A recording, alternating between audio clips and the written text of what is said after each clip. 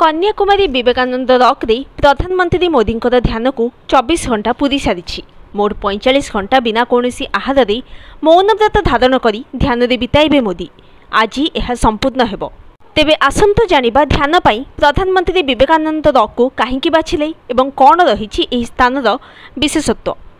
ध्यान मंडप रे गुंजरित पवित्र ओंकार ध्यान मुद्रा रे प्रधानमंत्री नरेंद्र मोदी गैरिक बसन हाथ रे जपमाला शांत शुद्ध मुखमंडल। कन्याकुमारी विवेकानंद रॉक रे एही भली भाबरे गत संध्यारू 45 घंटा पाई ध्यान रे बसिछंती मोदी। एही 45 घंटा से मौन व्रत धारण करिथिबा बेले काहा सहित कथा हेबे नाही कि ध्यान कक्षरू बाहरिबे नाही। आज ध्यान संपूर्ण हेबाकु थिबा बेले ता पूर्वरु अन्नर कणिकाटिए भी स्पर्श करिबे नाही मोदी। केवल पैड पानी और अंगूर रस आदि पानीय ग्रहण करिबे।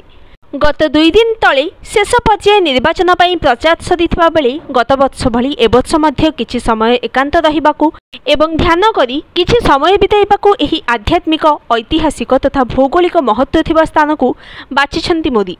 तांको सुरक्षा पाई प्राय 2000 सुरक्षाकर्मी मुतयन थिबा बेले समुद्र भितरे तटरक्षी बाहिनी और नौसेना भी सजग रहिछि।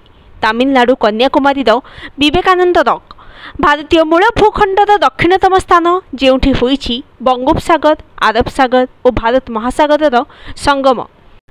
तटठू 500 मीटर दूर रे समुद्र भितर रहिछि एही शिलाखंड। प्राय 130 वर्ष तले एहारी उपरे ध्यान करिथिले आउ जणे नरेंद्रनाथ दत्त। भारतीय युवशक्तिर प्रेरणा स्वामी विवेकानंद सेही विश्वविदित उद्बोधन पाई चिकागो गस्त पूर्व अशांत समुद्र रे पहरी पहरी से पहुंची एही शिलाखंड रे आउ एठारे 3 दिन साधना करिथिले और देखिथिले देश रे आध्यात्मिक जागरणर स्वप्न। एहारी स्मारकी भावे सेठारे गढ़ी उठिथिबा विवेकानंद रॉक मेमोरियल रे थिबा ध्यान मंडप रे ध्यानरत अछंती प्रधानमंत्री मोदी। गतकाली से प्रथमे भगवती आम्मा को पूजा अर्चना करिबा परे विवेकानंद रॉक मेमोरियल को जाई स्वामी विवेकानंद प्रतिमूर्ति एवं गुरु रामकृष्ण परमहंस और शारदा देवी फोटोचित्र रे पुष्पांजलि अर्पण करथिले। एहा परे से ध्यान आरंभ करिथिबा बेले आज सकाळे सूर्य अर्घ्य अर्पण करथिले उदित सूर्य को। 2014 निर्वाचन प्रचार सरिबा परे महाराष्ट्र सतरार ऐतिहासिक प्रतापगढ़ दुर्ग परिदर्शन करथिले मोदी। 2019 रे प्रचार पर्व सारी केदारनाथ पीठ रे ध्यान मुद्रा को जाइथिले।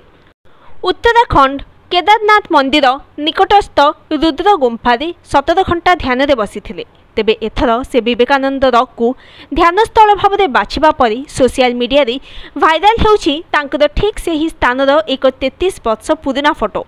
यह 2091 एकता यात्रा आरंभ बेलर फोटो बोली कहुछि। Bureau report news today.